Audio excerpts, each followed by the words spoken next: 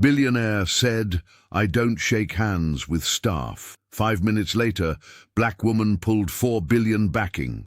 Pride comes before a fall, especially when $4 billion hang in the balance. One moment of arrogance changed everything for a man who thought money could buy respect without giving it. Before we begin, make sure to subscribe to the channel and comment where you're watching from. The grand doors of the New York skyscraper's boardroom opened with a hush that sliced through the tense chatter. Mary Johnson strode in, her gaze unwavering, her every step echoing confidence that made the room's old guard shift uncomfortably in their leather seats. The morning sunlight streamed through floor-to-ceiling windows, illuminating the polished mahogany table where Terra Nova's executive team sat waiting, their expressions a mixture of curiosity and apprehension. Mary's tailored navy suit and minimal jewelry spoke of understated power. She carried a single leather folder containing the details of Johnson Capital's potential $4 billion investment. The executive's whispers faded as she approached, her presence commanding attention without demanding it. At the head of the table, Robert Smith barely glanced up from his smartphone. His fingers continued tapping away at the screen, as if the arrival of one of Wall Street's most influential investment executives was merely a minor interruption to his morning. The CEO's dismissive posture wasn't lost on Jennifer Davis, who watched the interaction with growing unease from her seat near Robert. "Mr. Smith," Mary said, extending her hand across the table, "thank you for the opportunity to discuss this potential partnership." Robert finally looked up, his eyes briefly scanning Mary before his lips curled into a mocking grin.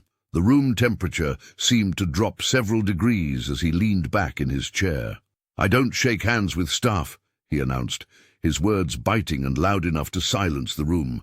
Several executives averted their eyes, while others froze in horrified anticipation. Jennifer's breath caught in her throat. She'd witnessed Robert's arrogance countless times in boardrooms across Manhattan, but never this blatantly, never with someone of Mary's caliber.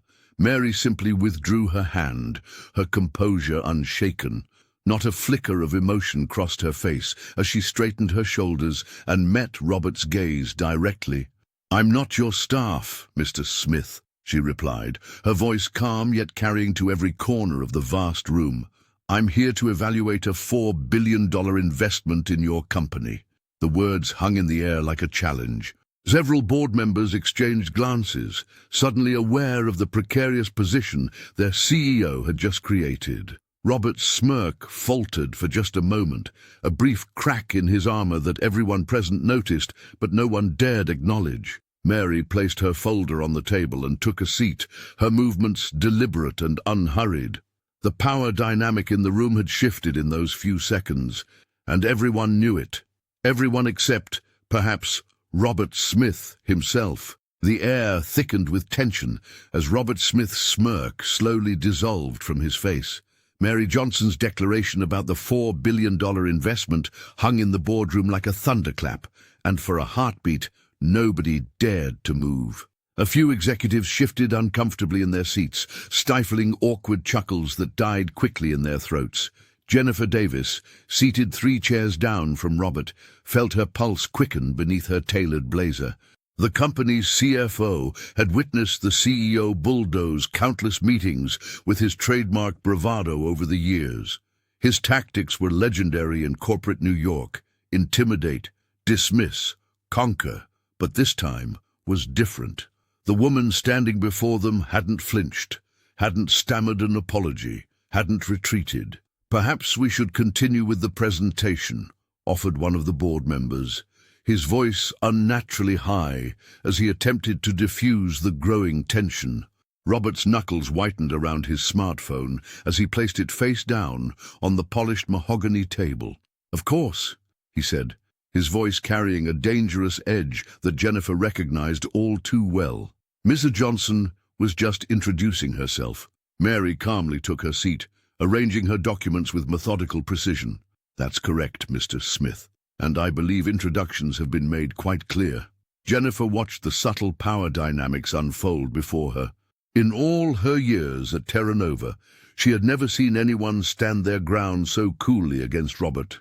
The CFO glanced around the table, noting the expressions of her colleagues, some alarmed, others secretly impressed, a few practically salivating at the prospect of drama. As Mary began outlining Johnson Capital's investment criteria with unwavering composure, Jennifer's analytical mind raced ahead.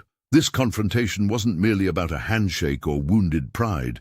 This was the first crack in Robert's carefully constructed facade of invincibility. For years, Terra Nova's toxic culture had festered under his leadership, protected by his billions and boardroom intimidation tactics. The real game, Jennifer realized with startling clarity, was about to begin, one that might topple everything they'd built. If Mary Johnson walked away, taking her firm's billions with her, the ripple effects would be catastrophic. Stock prices, partnerships, expansion plans, all suddenly precarious. Jennifer caught Mary's eye briefly across the table. There was something in the investment executive's steady gaze, not anger or vindictiveness, but resolute principle, that resonated deeply with Jennifer. For the first time in years, the CFO felt something dangerous and exhilarating stir within her, the possibility of change. 5 minutes into the meeting, the atmosphere had shifted from tense to glacial. Mary Johnson closed her leather folder with a decisive snap that echoed through the boardroom. She straightened her posture, her gaze sweeping across the faces of Terra Nova's executives who had witnessed Robert's disrespect. "Johnson Capital is suspending all investment considerations," she announced, her voice calm but resolute. The $4 billion that had seemed so certain moments ago vanished with those 9 words. The room erupted in stunned whispers. Jennifer Davis felt her stomach drop as she watched the potential lifeline for their upcoming projects disappear.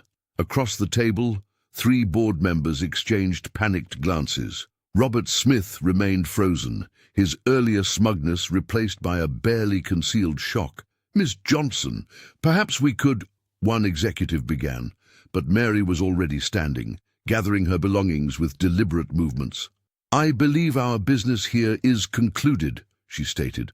Neither angry nor apologetic, the investment executive moved toward the exit with measured steps, her heels striking the marble floor like a countdown to Terra Nova's impending crisis. The boardroom dissolved into chaos behind her. Voices rose in alarm, accusations flew, and Robert's thunderous demands for silence only heightened the disorder. Mary didn't look back as the grand doors closed behind her. In the corridor, Michael Brown caught up with his boss, clutching his tablet where notifications were already appearing about the meeting's abrupt end. "Are you sure, Mary?" he whispered, falling into step beside her. The assistant had worked with her long enough to recognize the gravity of what had just transpired. "$4 billion is—" "Respect is non-negotiable, Michael," she interrupted, her eyes steely with conviction. "They need to learn that." She pressed the elevator button, her composure unwavering despite the weight of her decision. Inside the descending elevator, Mary exhaled slowly. "Call the office.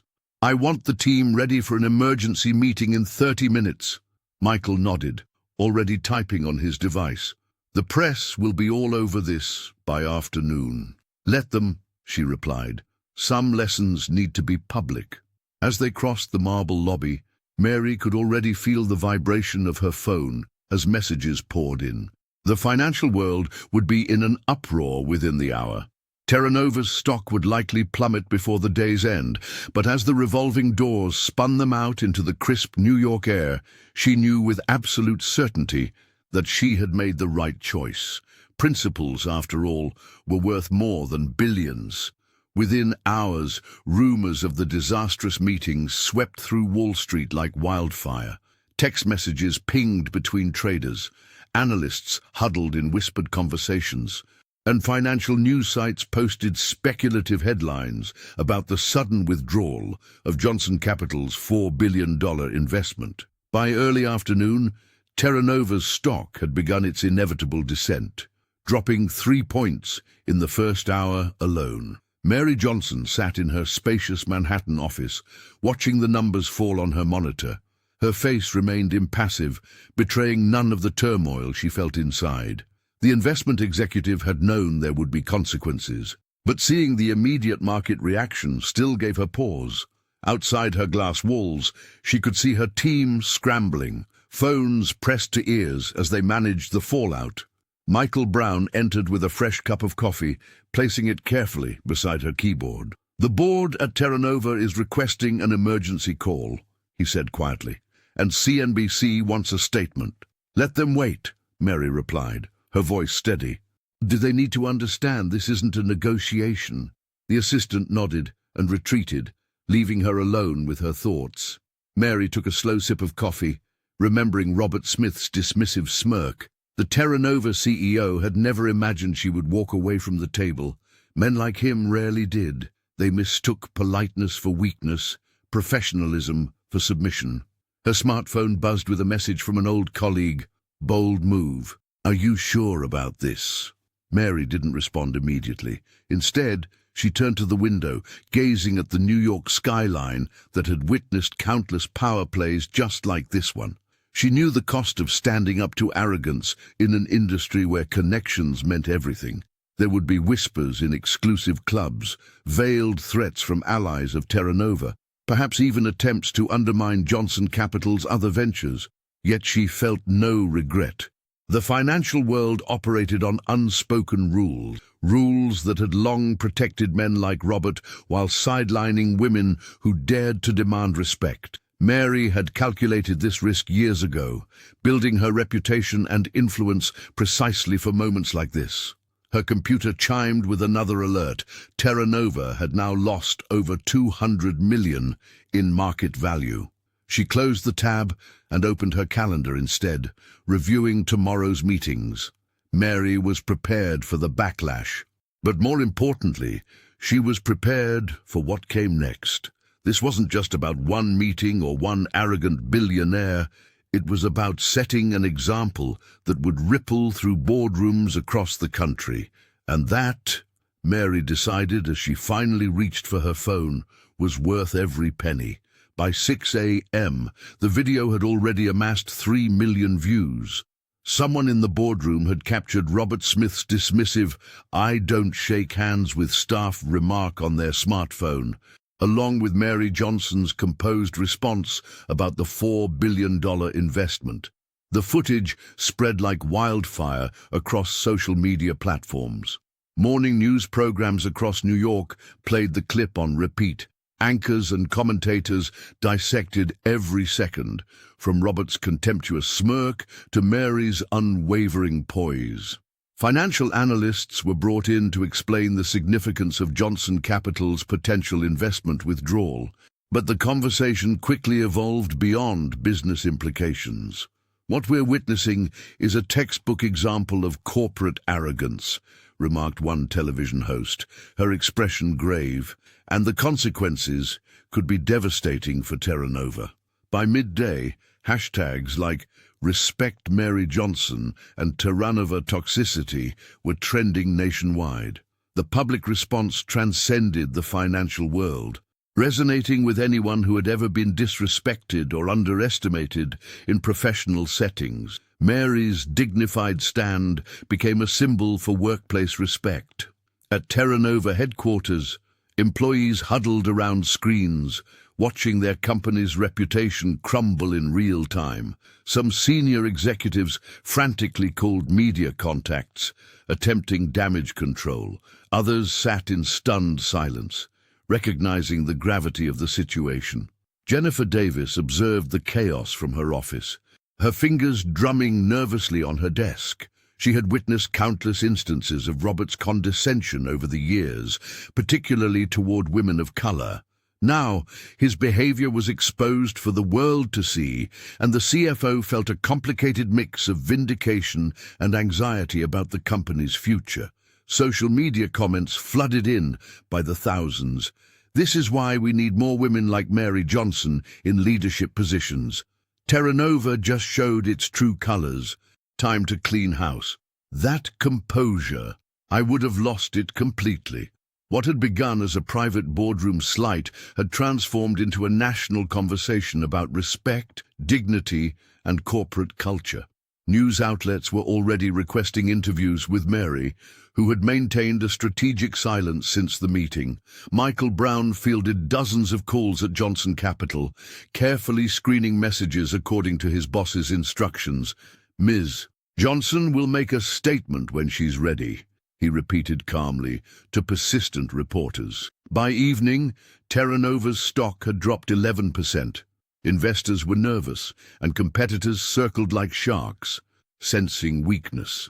What Robert had dismissed as a simple handshake refusal had escalated into a full-blown crisis, threatening the very foundation of his empire. The story was no longer about money or investments. It had become something far more powerful, a reckoning about dignity in the workplace and the cost of unchecked arrogance. Jennifer Davis stared at the numbers on her screen as Terra Nova's stock continued its downward spiral. The CFO had spent years building financial stability for the company, and now it was evaporating before her eyes. Throughout the office, panic spread like wildfire. Senior executives huddled in corners, their hushed voices carrying tones of blame and fear. "Mary Johnson went too far," whispered Thomas from marketing, loud enough for Jennifer to hear. "Who does she think she is?" But Jennifer couldn't join the chorus of criticism. She had watched the entire exchange in the boardroom and couldn't forget the quiet dignity in Mary's stance as Robert Smith had dismissed her.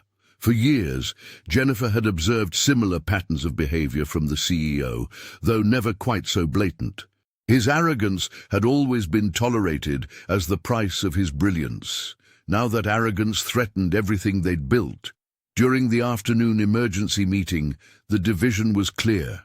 Half the executive team wanted to launch a PR counter-offensive, painting Mary as unreasonable and vindictive. The other half remained uncomfortably silent, avoiding Robert's gaze. "We need to control the narrative," Robert had insisted, pounding his fist on the mahogany table. "Johnson Capital is trying to manipulate our stock price. We won't stand for it." Jennifer had said nothing, but the knot in her stomach tightened. This wasn't about market manipulation. It was about something far more fundamental. After everyone left, she remained in her office, the city lights of New York gradually illuminating the darkening sky.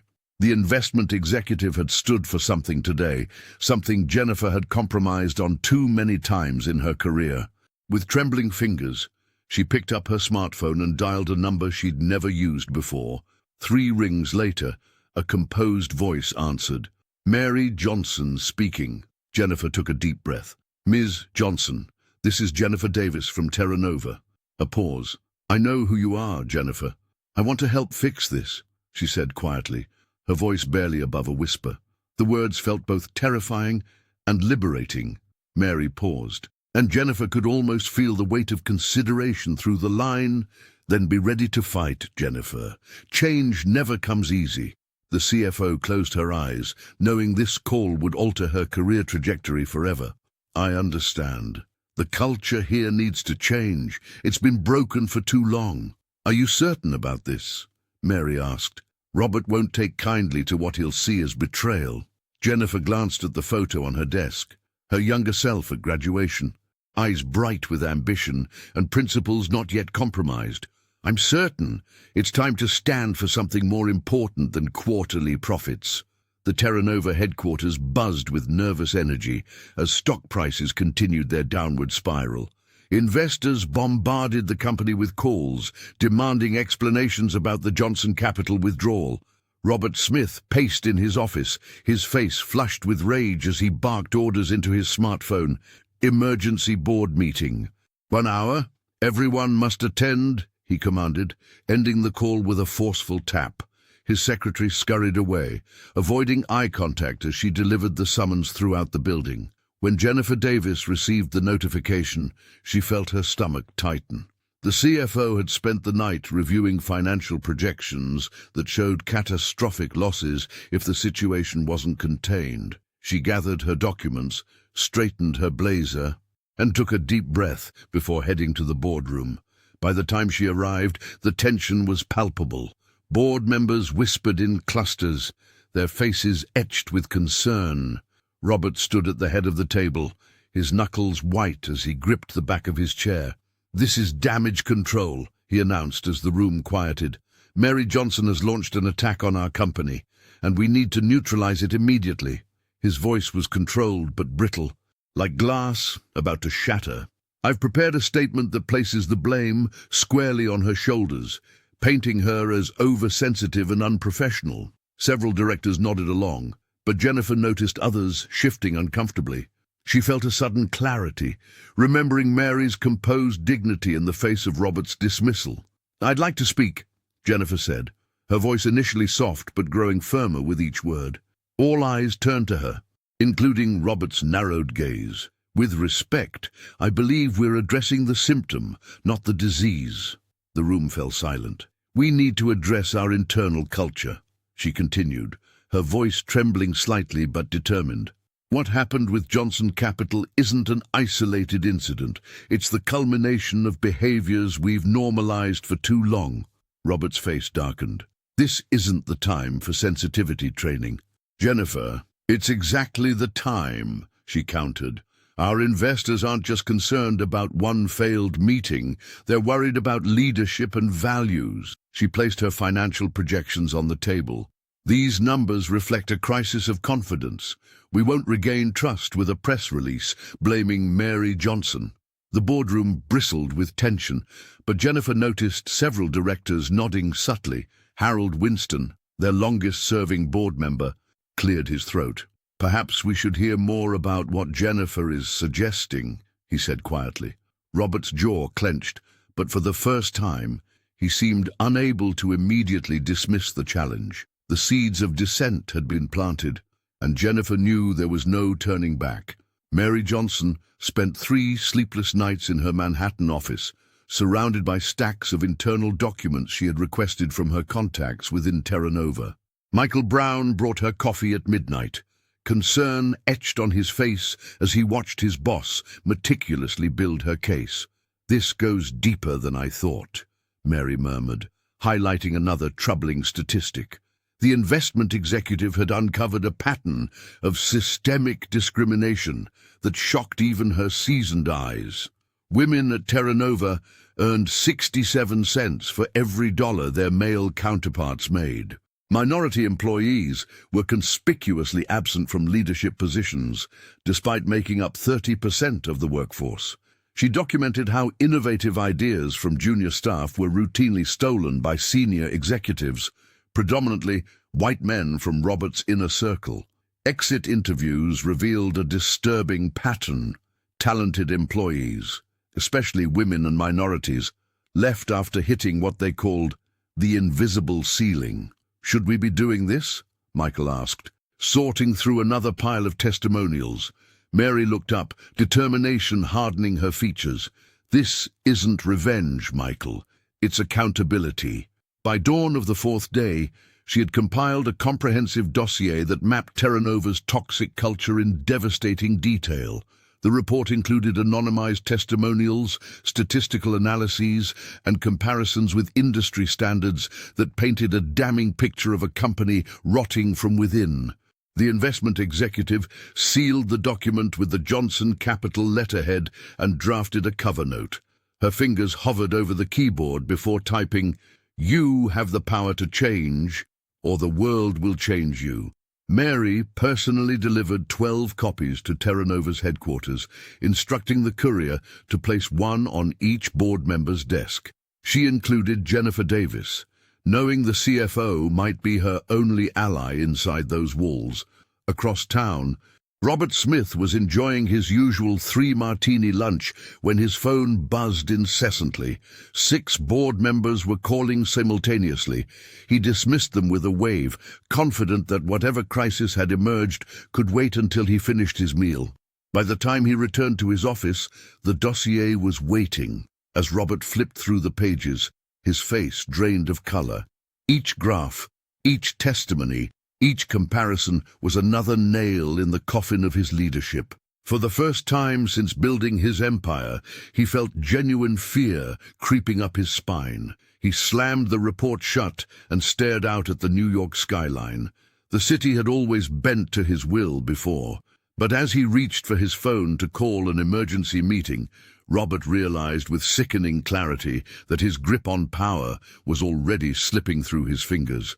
A week later, the dossier that Mary Johnson had meticulously compiled found its way into the hands of every major financial publication in New York. The Wall Street Journal ran a front-page exposé, while CNBC dedicated an entire segment to dissecting Terra Nova's toxic workplace culture. Headlines across digital and print media screamed of systemic discrimination, pay disparities, and a pattern of silencing employees who dared to speak up. Jennifer Davis watched from her office as Terra Nova's stock plummeted for the third consecutive day. Investors were fleeing, and the company's reputation was in free fall.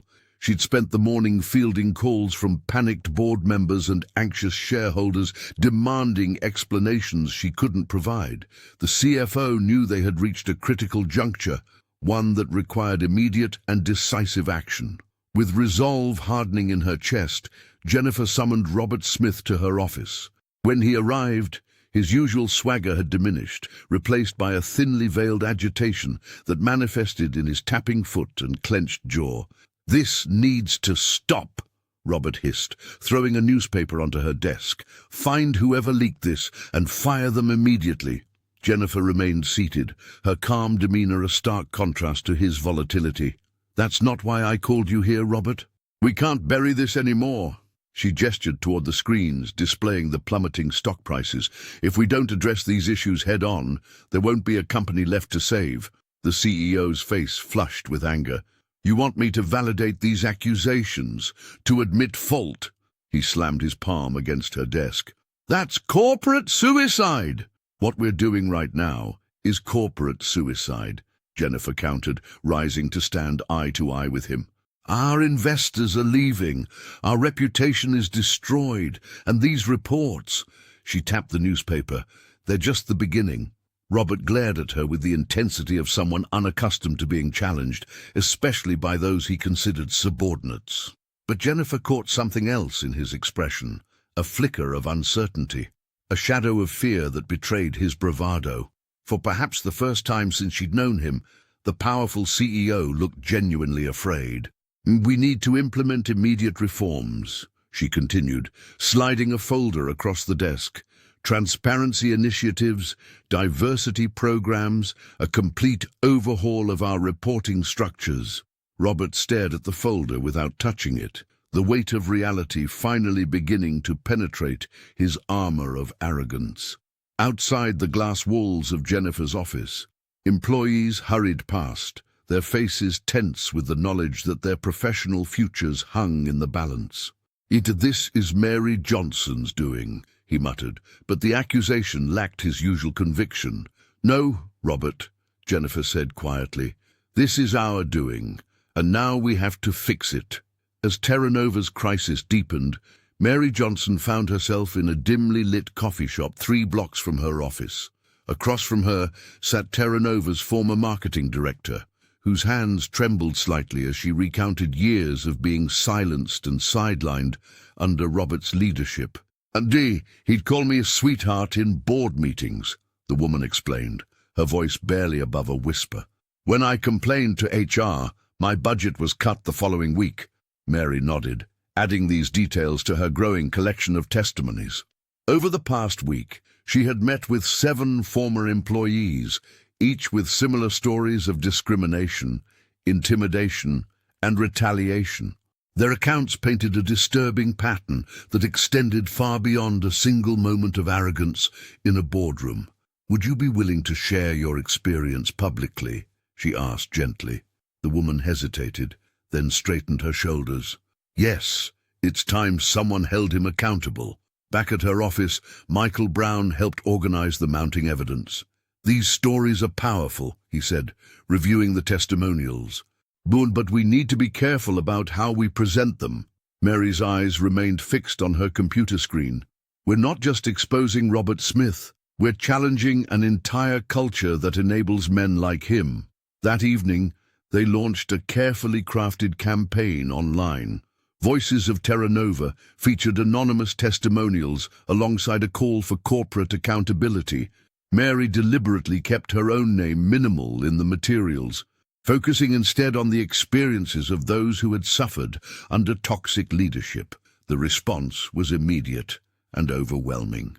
By midnight, thousands had shared the campaign. Former employees from companies across the financial sector began adding their own stories, creating a wave that crashed through corporate America's carefully maintained facade.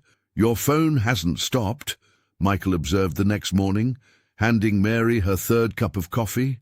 She scrolled through messages from journalists, advocacy groups, and investment firms. What had begun as a stand against one man's arrogance had evolved into a movement. Most surprising was an encrypted message from someone still inside Terra Nova. "Not all of us are like him. Some of us want change too."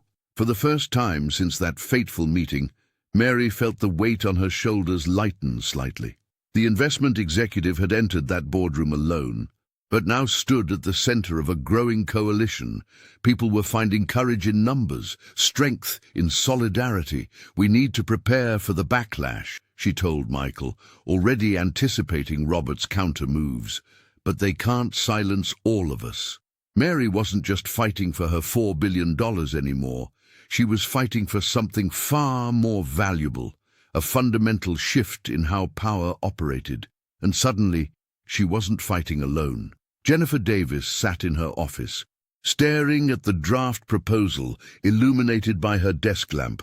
The Terra Nova headquarters had grown eerily quiet as the night deepened, but her mind was anything but silent.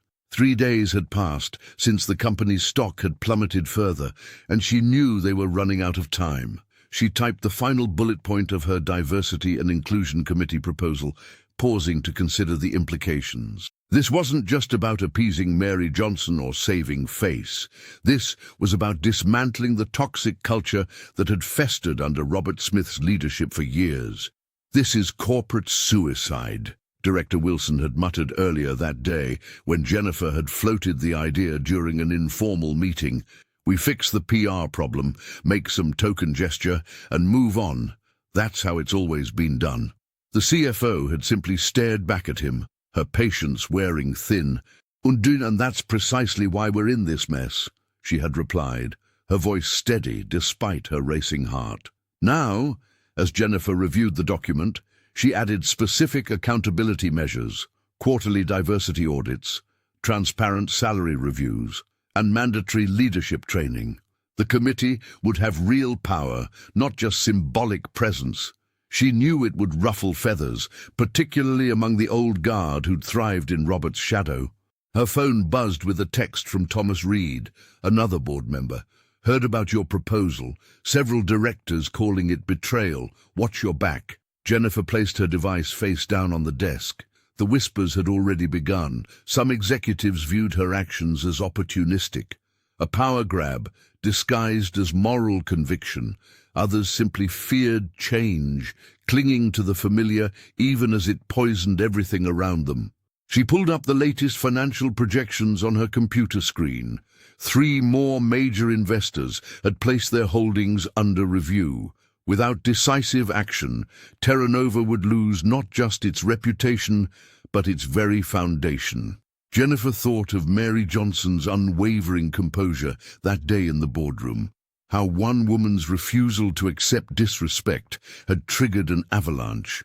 There was something powerful in that kind of conviction, something Jennifer had always admired but rarely embodied, until now. She attached the proposal to an email addressed to the entire board, her finger hovering over the send button. This would mark her as either the woman who helped save Terra Nova or the executive who accelerated its downfall. Jennifer took a deep breath and pressed send. "Sometimes," she whispered to herself, echoing words her father had told her years ago, "the bravest thing isn't standing up to your enemies, but standing up to your friends." The CFO gathered her things, knowing tomorrow would bring resistance. But for the first time since this crisis began, she felt something unexpected taking root alongside her fear. Hope. Robert Smith paced his corner office, tie loosened and jacket discarded. The Manhattan skyline, once a testament to his power, now seemed to mock his predicament. He jabbed at his smartphone, barking orders at anyone who would listen. "Find out who leaked that damn recording," he demanded, slamming his fist against his mahogany desk. "And get me dirt on Mary Johnson. Everyone has skeletons." His desperate counteroffensive was taking shape. Anonymous sources suddenly questioned Johnson Capital's investment history and business publications. Mary's professional reputation came under scrutiny through carefully orchestrated whisper campaigns. Robert even called in favors from old allies, attempting to pressure board members who seemed to be wavering in their support. Jennifer Davis watched this unfold with growing alarm. The CFO had warned him that such tactics would backfire, but Robert dismissed her concerns with a contemptuous wave. "You're either with me or against me, Jennifer," he'd snarled during their last private meeting. "But choose carefully." What Robert failed to recognize was how each aggressive move only reinforced the toxic leadership narrative that Mary had exposed. Employees began leaking internal emails to journalists. Client complaints that had been buried for years mysteriously resurfaced. The company's stock continued its downward spiral. The final blow came when a consortium of European and Asian investors, representing nearly 30% of Terra Nova's capital, requested an emergency conference call. Their message was delivered with clinical precision by a Swiss banker whose calm voice belied the severity of his words. "Our continued investment is contingent upon immediate leadership change," he stated. "Mr. Smith must step down, or we withdraw our funding entirely." The boardroom fell silent. Directors exchanged glances, the gravity of the situation settling over them like a shroud. For years, they had tolerated Robert's behavior because he delivered results. Now, those same tactics threatened to destroy everything. "This is blackmail," Robert protested, his voice rising. "I built this company." But his words rang hollow. One by one, board members who had never dared challenge him began voicing concerns about fiduciary responsibility and a shareholder value. Jennifer watched Robert's face as realization dawned. The untouchable titan of industry was suddenly vulnerable. The power he had wielded so carelessly was slipping through his fingers. Later that evening, as she gathered documents for the inevitable emergency board meeting, Jennifer received a text from Mary. Standing firm, she stared at her device for a long moment before typing her response, "Always." The battle lines were drawn. Robert Smith, the man who refused to shake hands with staff, was about to learn that true power required more than arrogance. Jennifer Davis paced her office, the New York skyline a blur beyond the windows. The crisis at Terra Nova had reached a breaking point. After days of careful consideration, she'd made her decision. Taking a deep breath, she called Mary Johnson to request a meeting away from corporate eyes. They met at a quiet cafe 3 blocks from Terra Nova's headquarters. Jennifer arrived first, choosing a secluded corner table. When Mary walked in, her composed demeanor commanded attention even in casual attire. Several patrons glanced up, recognizing the woman who had stood her ground against one of New York's most powerful billionaires. "Thank you for coming," Jennifer said, extending her hand. The gesture wasn't lost on Mary, a deliberate contrast to Robert Smith's infamous dismissal. The CFO didn't waste time. "I have a proposal," she began, sliding a folder across the table. "Johnson Capital oversees our reform process. You get transparency, accountability, and a permanent seat on our board. We get your investment restored and a chance to rebuild investor confidence." Mary opened the folder, scanning the documents with practiced precision. "Bold move," she remarked, her expression revealing nothing. "The board approved this." "Not yet," Jennifer admitted, "but they will when I present it tomorrow." "They're terrified, Mary. International investors are threatening to pull out completely." The investment executive took a sip of her coffee, weighing her response. Outside, rain began to fall. streaking the windows and casting the cafe in a grey light that matched the gravity of their conversation. "I've seen too many companies slap on diversity initiatives like bandages," Mary finally said, closing the folder. "They hire a new face, issue a press release, and continue the same practices behind closed doors." Jennifer leaned forward.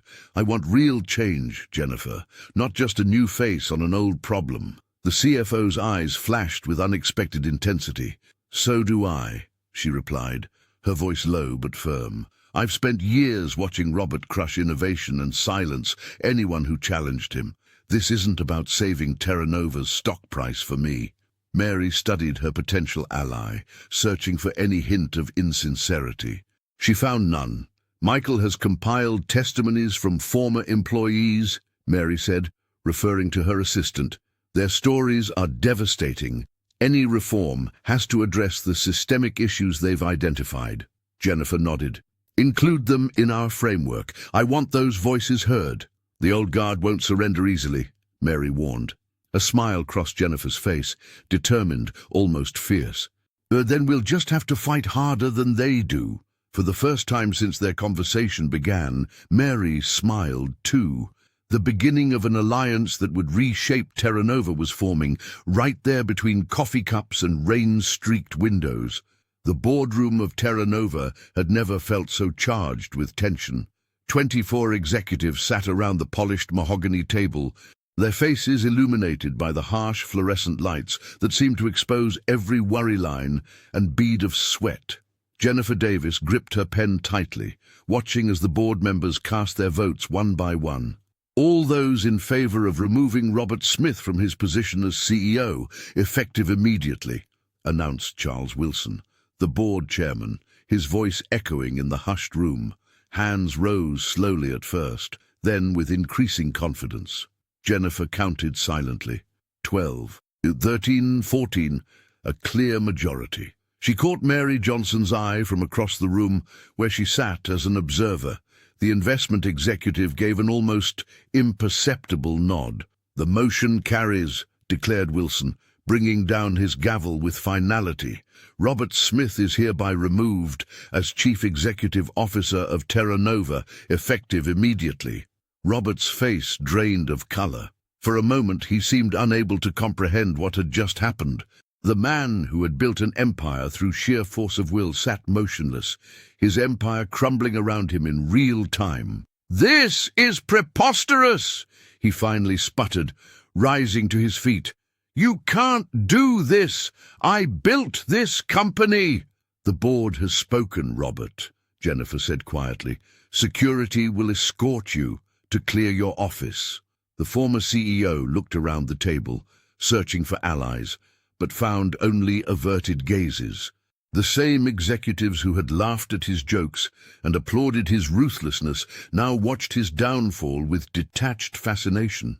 Hours later, Robert emerged from the Terra Nova building for the last time, a cardboard box containing 20 years of personal effects clutched in his arms. The security guard, who had shadowed him through the building, stood at a respectful distance as he paused on the sidewalk. Manhattan's lights sparkled against the night sky. Indifferent to his personal catastrophe, yellow taxis rushed past, carrying people who would read about his downfall in tomorrow's papers. Robert caught his reflection in the gleaming glass doors of the building, still impeccably dressed in his $5,000 suit, but somehow diminished. 5 minutes. That's all it had taken for Mary Johnson to see through his carefully constructed facade. 5 minutes that had triggered a cascade of events leading to this moment. The bitter irony wasn't lost on him. He had refused to shake hands with someone he deemed beneath him, only to find himself brought low by that very same person. As he turned away from the building that had been his kingdom, Robert realized with crushing clarity that his legacy wouldn't be the wealth he'd accumulated or the deals he'd closed. It would be this, a cautionary tale of how arrogance could destroy everything in less time than it took to finish a cup of coffee. The board's vote was unanimous. Jennifer Davis stepped into the role of interim CEO with a clear mandate for change. The morning after Robert Smith's unceremonious departure, she called an all-hands meeting in the main atrium of Terra Nova's headquarters. "Today marks a new beginning," Jennifer announced, her voice steady despite the butterflies in her stomach. The sea of faces before her, some hopeful, others skeptical, reminded her of the enormity of the task ahead. "Effective immediately, we're implementing a comprehensive audit of all company policies, compensation structures, and workplace practices." The murmurs that rippled through the crowd told her everything. For years, employees had suffered silently under Robert's regime, where questioning the status quo meant risking your career. Now, they hardly dared believe change was possible. Jennifer established an anonymous feedback portal where staff could report concerns without fear of retaliation. Within 48 hours, the system logged over 300 submissions, stories of harassment, pay disparities, and opportunities denied based on gender, race, and age. "It's worse than we thought," she confided to Mary Johnson during their daily check-in call. "But at least now we can see the full picture." Mary's response was characteristically measured. "Sunlight is the best disinfectant, Jennifer. Let it all come to light." The CFO turned CEO worked 16-hour days, systematically dismantling the toxic infrastructure Robert had built. She eliminated arbitrary hierarchies that had kept talented employees from contributing ideas. Conference rooms once reserved exclusively for executives were opened to all departments. The executive dining room, a symbol of the old guard's isolation, was converted into a collaborative workspace. Physical changes mirrored the cultural shift. Jennifer ordered the removal of the heavy curtains that had kept the 42nd floor in perpetual twilight. Sunlight flooded the offices, a literal brightening that matched the metaphorical one. A month into her tenure, she noticed something remarkable during her morning walk through the building. Laughter echoed from meeting rooms. Employees from different departments chatted in hallways. People made eye contact in elevators instead of staring at their shoes. The transformation wasn't complete. Resistance remained, particularly among Robert's old allies who clung to their privileges. But even they couldn't deny the energy pulsing through the company. One Friday afternoon, Jennifer found a handwritten note on her desk from a veteran administrative assistant. "For the first time in 9 years, I feel seen." She pinned it to her bulletin board. A reminder of why the exhausting work mattered.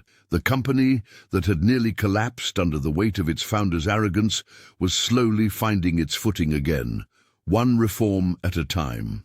Mary Johnson became a fixture at Terra Nova's headquarters, her presence transforming the once hostile environment.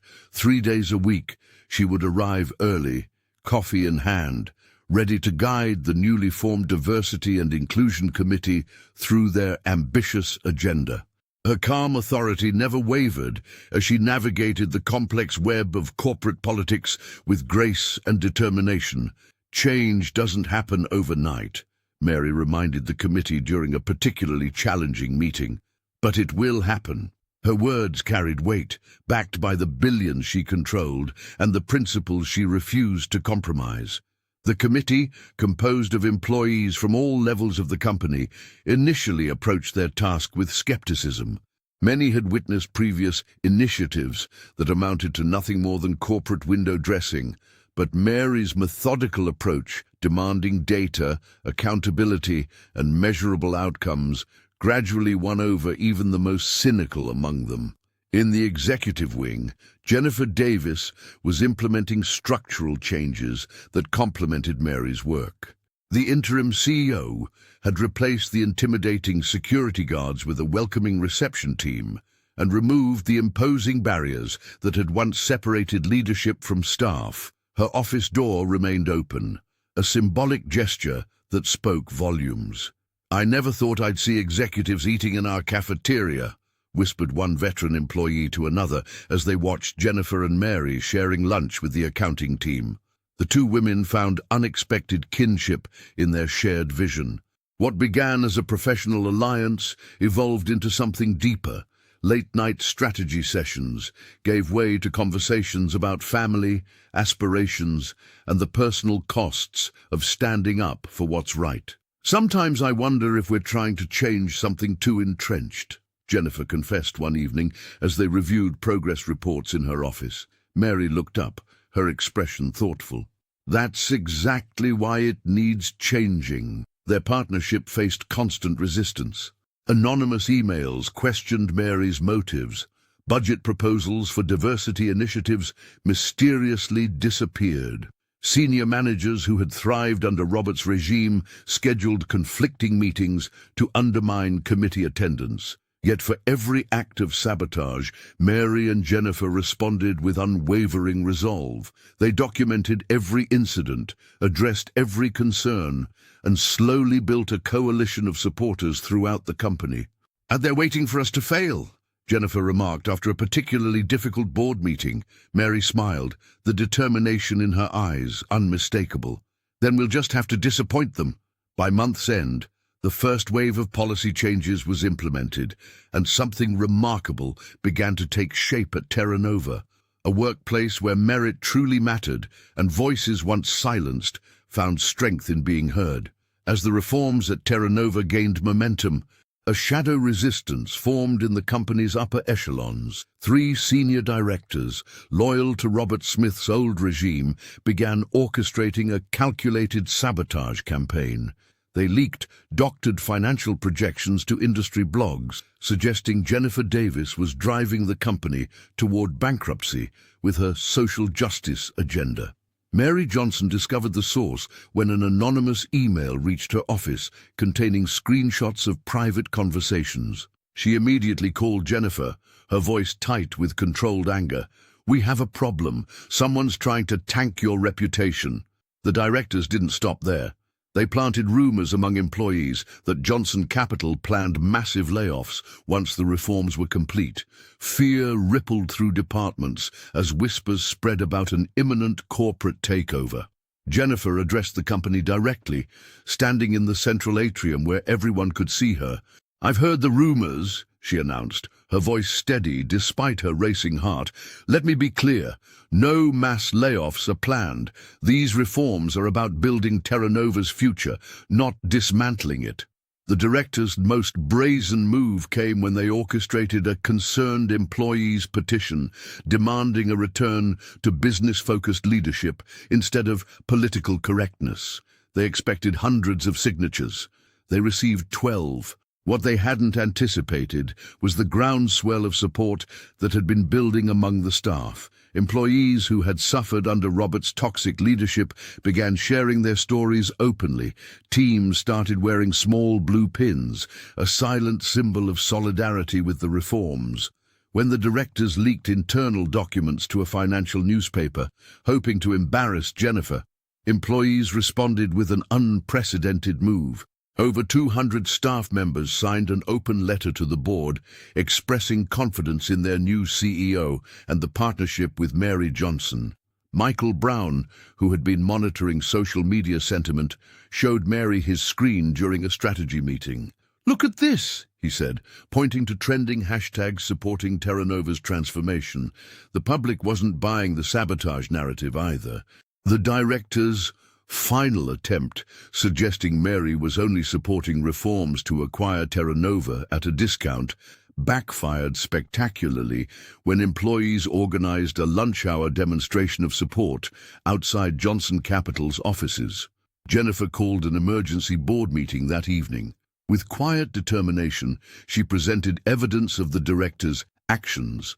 "This stops now," she said, laying out termination papers. "Terra Nova is moving forward." As the 3 directors cleared out their offices the next day, they passed walls covered with employee-made posters celebrating the company's new direction.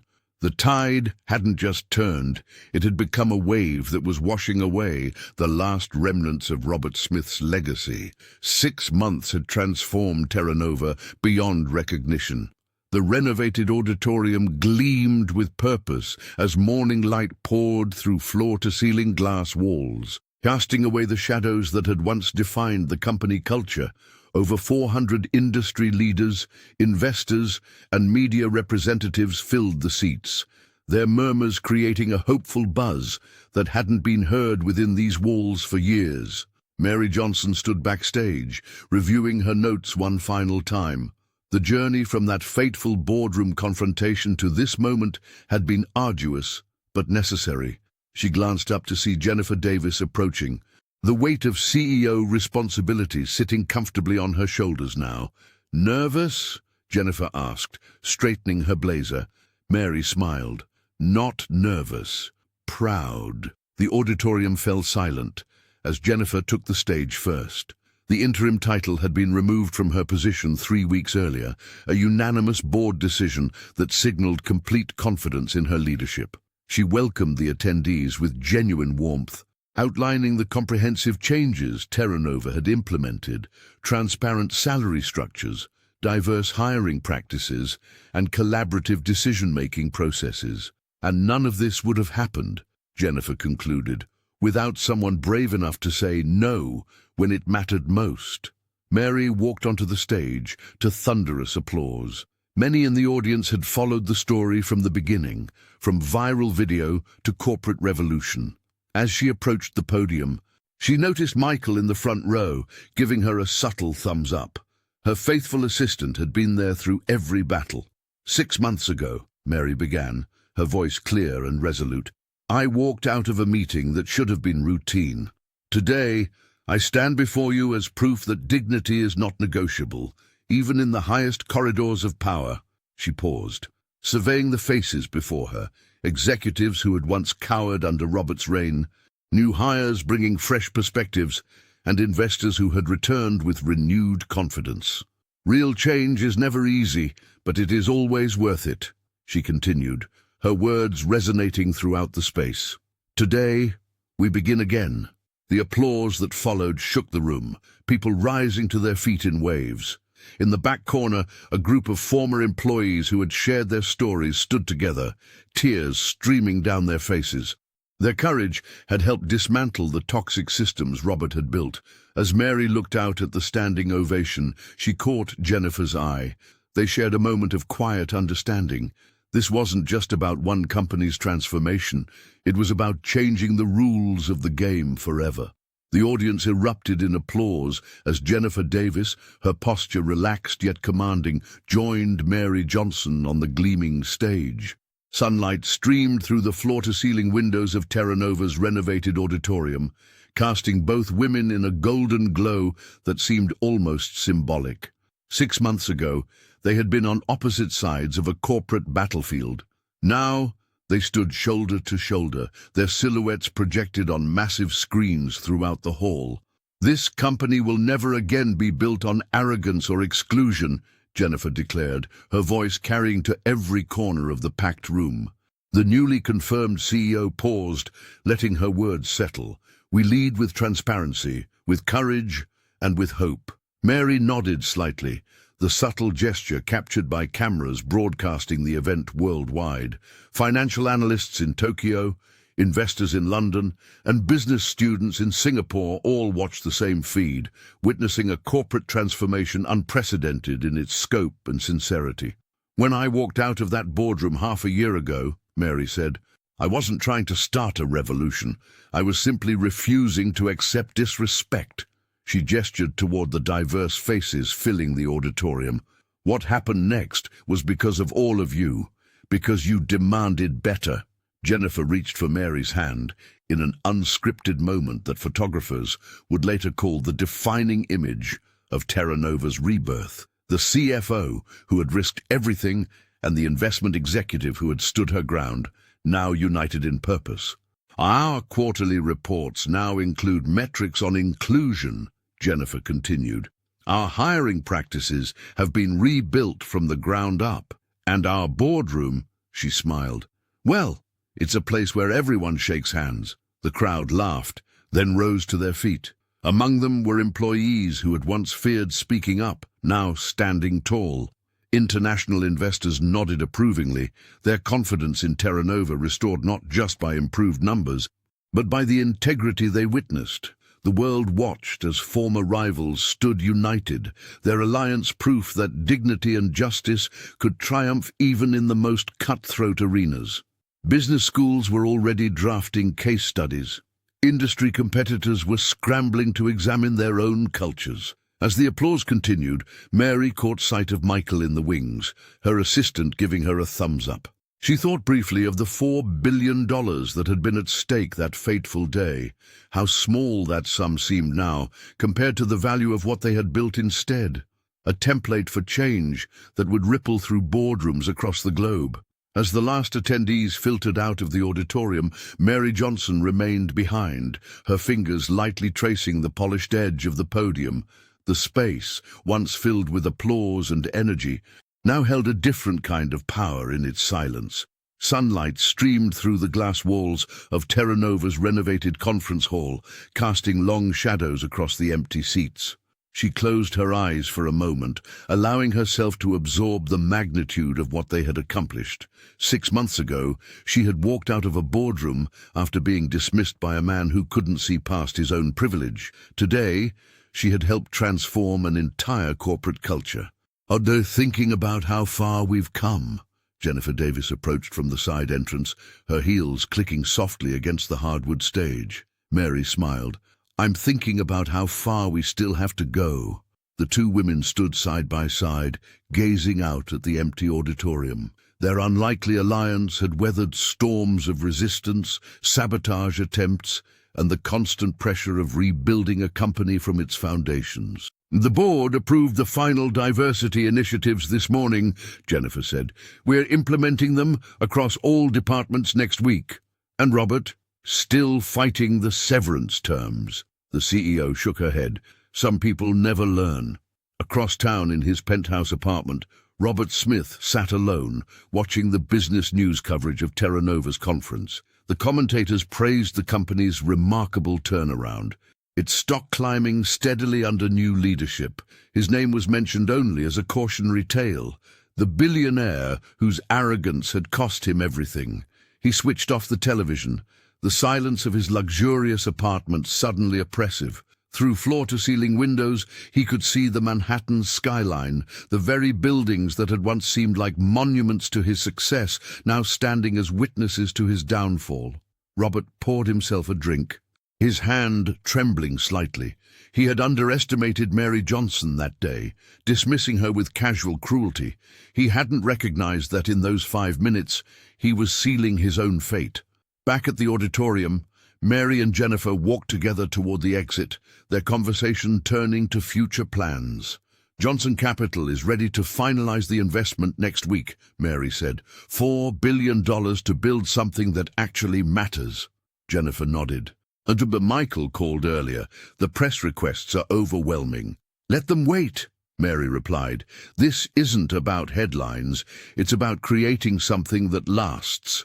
As they stepped outside into the New York evening, both women knew that their story had become something larger than themselves, a blueprint for change that would inspire others to stand firm in the face of disrespect and injustice.